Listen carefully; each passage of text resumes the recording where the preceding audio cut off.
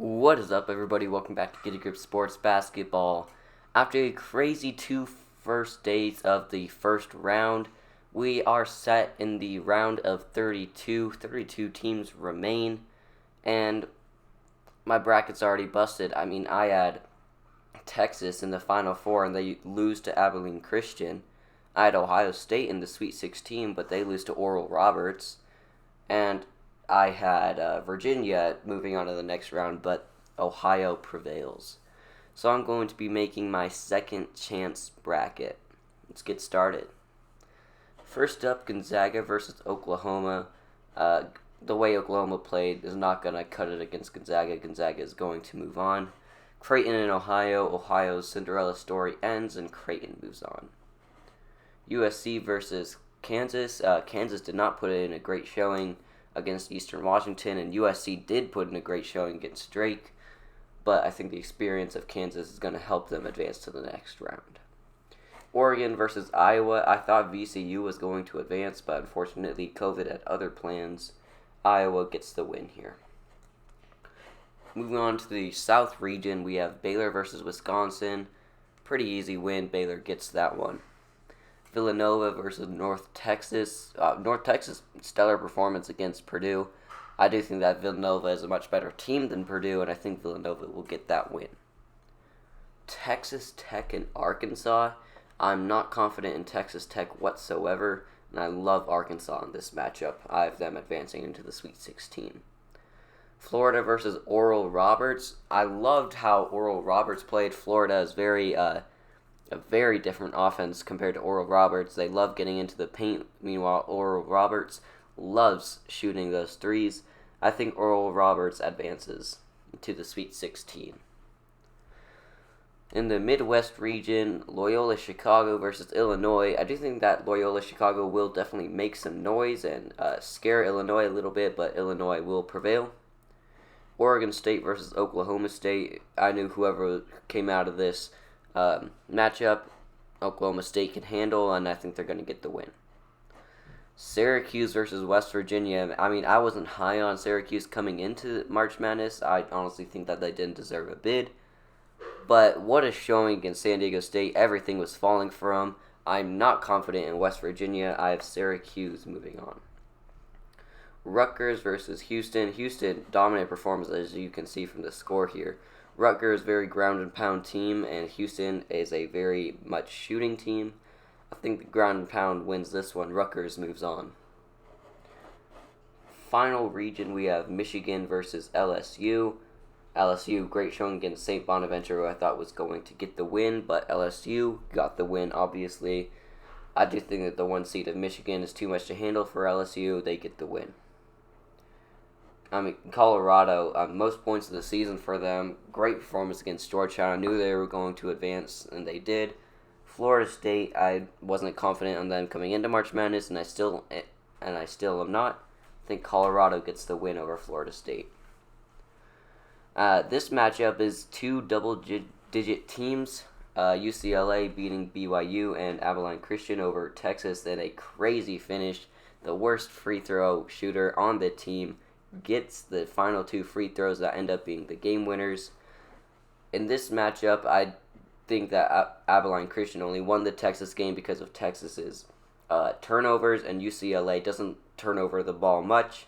I think UCLA gets the win.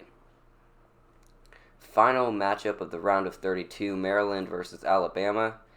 I thought that UConn was going to advance and wind up beating Alabama, but unfortunately Maryland gets the win. I think Alabama can beat Maryland pretty soundly. Now we have Gonzaga, who should be right here, and Creighton. I think Gonzaga can still get it done. Dominant showing over Norfolk State. Creighton hasn't had the best past couple of weeks. Gonzaga definitely getting that win. Kansas versus Iowa. This is going to be a fantastic matchup. I do have Iowa winning it. Kansas wasn't too good against Eastern Washington. I think they're going to have their hands full with USC. And I think that Luka Garza is going to be too much to handle for them. In the Sweet 16 in the South region, we have Baylor versus Villanova. I think Baylor, the best three-point shooting team and one of the best defenses, can handle Villanova, and they get the win. The other Sweet 16 matchup in the South region is Arkansas versus Oral Roberts. I think this is where Oral Roberts finally come to an end, and Arkansas gets the win. Sweet 16 in the Midwest, we have Illinois versus Oklahoma State. Lots of people really like Illinois. I also love them, but I think Oklahoma State will beat them in the Sweet 16. It's going to be a very well-fought match, and I can definitely see Illinois winning it as well.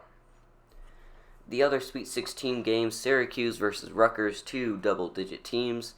I love Rutgers in this matchup. The ground and pound, Syracuse won't be able to handle Rutgers advancing into the Elite Eight. Gonzaga versus... Oh, my bad. We have Michigan versus Colorado over here. I love Colorado in this matchup. I'm not too confident in Michigan. Colorado into the Elite Eight. UCLA versus Alabama in the Sweet 16.